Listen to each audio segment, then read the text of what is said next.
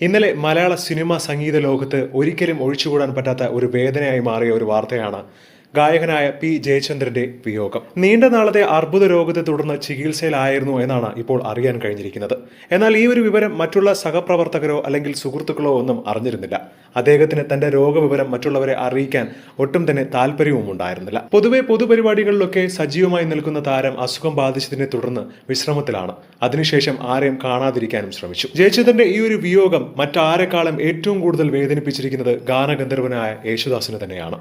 ഇപ്പോഴിതാ മലയാളത്തിന്റെ പ്രിയപ്പെട്ട ഗായകനായ പി ജയചന്ദ്രനെ അനുസ്മരിച്ച് യേശുദാസ് പറഞ്ഞ വാക്കുകൾ ശരിക്കും വേദന നിറയുന്നത് തന്നെയാണ്. ഒരു സഹോദരനെ പോലെ തന്നെയായിരുന്നു യേശുദാസിന് ജയചന്ദ്രൻ. ജയചന്ദ്രന്റെ ആരോഗ്യ പ്രശ്നങ്ങൾ ഭേദമായെന്ന് കുറെ നാൾ മുൻപ് കേട്ടപ്പോൾ വലിയ ആശ്വാസം തോന്നിയിരുന്നു. എന്നാൽ ഓർക്കാപ്പുറത്ത് ഇങ്ങനെ ഒരു വിട്ടുപോകൽ സത്യം താൻ ഒരിക്കലും പ്രതീക്ഷിച്ചിരുന്നില്ല.